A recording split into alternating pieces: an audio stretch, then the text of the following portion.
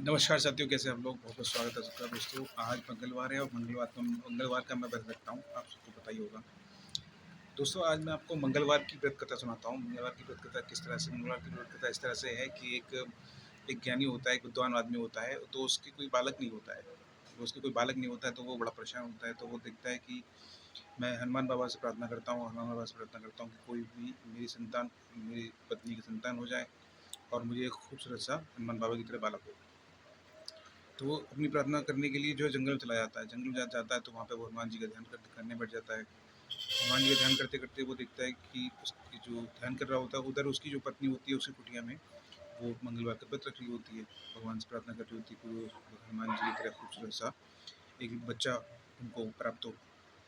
अब होता क्या है कि लगातार 21 व्रत रखने के बाद 21 व्रत चल रहे होते हैं उसके, तो व्रत रखते-रखते क्या होता है, एक व्रत ऐसा आता है जिसमें वो अपना जो है एक व्रत ऐसा आता है जिसमें वो हनुमान जी को भोग नहीं लगा पाती है।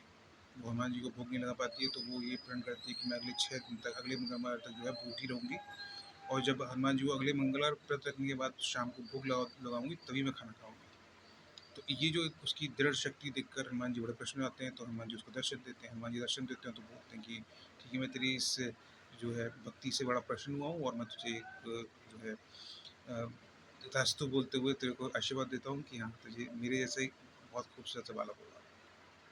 तो वो बालक उनको हो जाता है। उधर जो है वो विद्वान अपने जंगल में ढूँढ रहा होता है कि भगवान जी कृपा कर दीजिए, एक खूबसूरत सा बालक हो जाए। तो जब वो लौट के आता है अपने अपनी पत्नी के पास, तो वो देखता है खूबसूरत सा बालक जो होता है वो घूम रहा होता है। वो पूछता है कि ये बालक कौन है? कि वो उसकी पत्नी बोलती है इसका नाम मंगन है और ये अपना ही बालक है। इसकी ये वाली बात सुनकर जो जो विद्वान होता है वो बड़ा घबराया, तो कहता है बालक हमारा कैसे हो सकता है? वो सोचता है कि मेरी पत्नी ने किसी कोई गलत काम किया हुआ है, और वो मेरी पत्नी जो है मुझे धोखा दे रही है, मुझे झूठ बोल रही है, और वो कहीं न कहीं किसी और के साथ गलत विचार में है। इस बात को वो अपने अंदर सहन नहीं कर पाता, बड़ा दुःख में होता है। एक बार क्या होता है कि वो पानी भरने के लिए जो है नदी के पास जा रहा होता है, तो मंगल को साथ ले जाता है।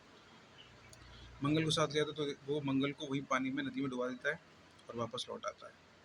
जब वो वापस लौट आता है तो उसकी पत्नी पूछती है कि मंगल कहाँ है? तो देखते पीछे-पीछे मंगल चला आ रहा है। तो बड़ा अचंभित हो जाता है कि मंगल पीछे-पीछे कैसे आ रहा है? जीवित कैसे है? तो रात के समय जब वो सोता है तो भगवान जी उसको दर्शन देते हैं, हनुमान बाबा उसको दर्शन देते हैं और बोलते हैं कि हे पुरुष, हे विद्वान, तू क्यों इतना अपने आप पत्नी पर शक कर रहा है? अपनी पत्नी पर शक मत कर, क्योंकि ये जो पुरुष है, ये पुरुष मैंने ही इसको दिया है। उसकी भक्ति देखकर और श्रद्धा देखकर मैंने उसको आशीर्वाद दिया, और वो पुरुष मंगल मैंने ही उसको आशीर्वाद में दिया है।